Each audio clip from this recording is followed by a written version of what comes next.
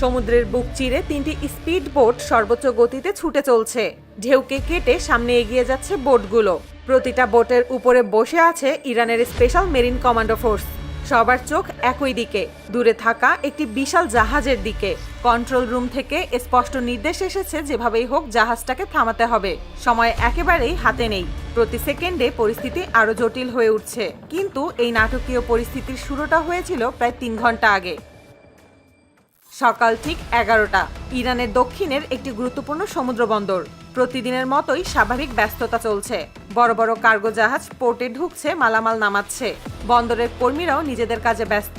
সবকিছু এতটাই স্বাভাবিক ছিল যে কেউ কল্পনাও করতে পারেনি কয়েক ঘন্টার মধ্যে এই জায়গা আন্তর্জাতিক উত্তেজনার কেন্দ্র হয়ে উঠবে।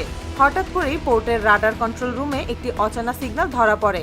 স্ক্রিনে দেখা যায় একটি ছোট মাছ ধরা নৌকা ধীরে ধীরে পোর্টের দিকে এগিয়ে আসছে।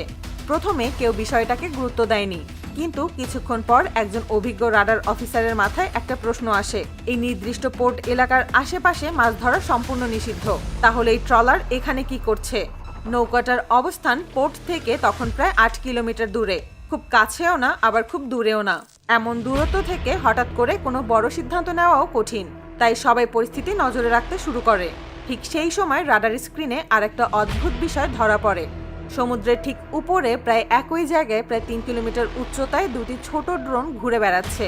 প্রথম দেখায় এগুলো খেলনা ড্রোনের মতোই মনে হচ্ছিল, কিন্তু প্রশ্ন হলো এত গুরুত্বপূর্ণ সামরিক পোর্টের কাছে খোলা সমুদ্রের মাঝখানে কে খেলনা ড্রোন উড়াবে?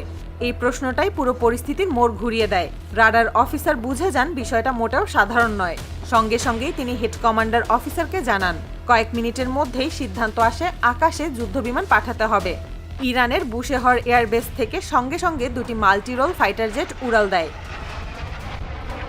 এগুলো ছিল ইরানের বিখ্যাত F-14 টমক্যাট। একসময় এই যুদ্ধ বিমান ছিল আমেরিকার সবচেয়ে শক্তিশালী ফাইটার জেটগুলোর একটি। বহু বছর আগে ইরান এই জেটগুলো কিনেছিল এবং এখন সেগুলো আপডেট করে ব্যবহার করছে। F-14 টমক্যাট মূলত দীর্ঘ দূরত্বে গিয়ে মিশন শেষ করে নিরাপদে ফিরে আসার জন্য তৈরি। এই জেট ঘন্টায় প্রায় 2400 কিলোমিটার গতিতে উড়তে পারে। এই দুইটি F-14 যুদ্ধ বিমান পোর্ট এলাকা থেকে উড়ে মাত্র 2 মিনিটেরও কম সময়ে সন্দেহজনক জায়গায় পৌঁছে যায়। কিন্তু সেখানে গিয়ে তারা যা দেখে তাতে নিজেরাই কিছুটা অবাক হয়ে যায়। যেখানে খেলনা ড্রোন থাকার কথা সেখানে আসলে আকাশে টহল দিচ্ছে দুটি আধুনিক F-16 ফাইটার জেট। F-16 যুদ্ধ বিমান মূলত আমেরিকার তৈরি হলেও বিশ্বের অনেক দেশ এই জেট ব্যবহার করে। তাই এগুলো ঠিক কোন দেশের তা বোঝার কোনো পরিষ্কার উপায় ছিল না। ইরানের F-14 যুদ্ধ বিমান যখন কাছে আসে তখন দেখা যায় F-16 গুলো মোটেই ভয় পাচ্ছে না। এর কারণ হলো প্রযুক্তিগত দিক থেকে F-16 অনেক ক্ষেত্রে ইরানের পুরনো F-14 এর চেয়ে এগিয়ে। ফলে ইরানের পাইলটরা সরাসরি কোনো পদক্ষেপ না নিয়ে কিছুক্ষণ পরিস্থিতি পর্যবেক্ষণ করে ফিরে আসতে বাধ্য হয়। কিন্তু এখানে ঘটনা শেষ হয়নি।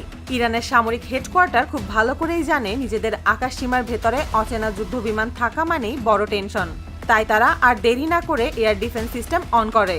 ইরান বিশ্বের অন্যতম শক্তিশালী মিসাইল প্রযুক্তির অধিকারী দেশ। বিশেষ করে তাদের আকাশ প্রতিরক্ষা ব্যবস্থা নিয়ে বহু বছর ধরে আন্তর্জাতিক পর্যায়ে আলোচনা হয়। কিছুক্ষণের মধ্যেই ইরানের এয়ার ডিফেন্স সিস্টেম ওই দুটি F-16 যুদ্ধ বিমানকে টার্গেট লক করে ফেলে। এরপরই ছুটে যায় উচ্চগতির সারফেস টু এয়ার মিসাইল। এই মিসাইলগুলো শব্দের গতির কয়েক গুণ বেশি গতিতে চলতে পারে এবং প্রায় 150 কিলোমিটার দূরের টার্গেটও নির্ভুলভাবে আঘাত করতে সক্ষম। অন্যদিকে F-16 যুদ্ধবিমানে থাকা আধুনিক রাডার সিস্টেম প্রায় 40 কিলোমিটার দূর থেকেই শত্রু মিসাইল শনাক্ত করতে পারে।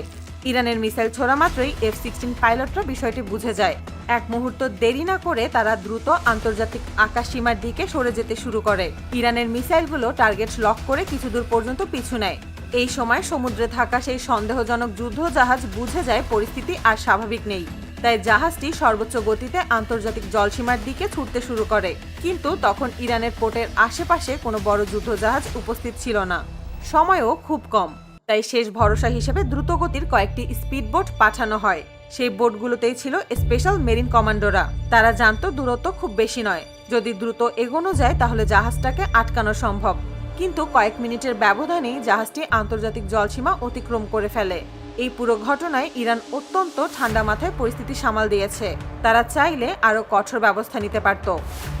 এই ঘটনার পর ইরানের পক্ষ থেকে স্পষ্টভাবে জানানো হয় ভবিষ্যতে যদি কোনো যুদ্ধ জাহাজ বা যুদ্ধ বিমান ইরানের আকাশসীমার ভেতরে চলে আসে তাহলে আর কোনো ছাড় দেওয়া হবে না। ঘটনাটি আন্তর্জাতিক গণমাধ্যমে ব্যাপকভাবে আলোচিত হলেও ওই যুদ্ধজাহাজ বা যুদ্ধবিমান কোন দেশের ছিল তা আজও কোনো দেশ স্বীকার করেনি।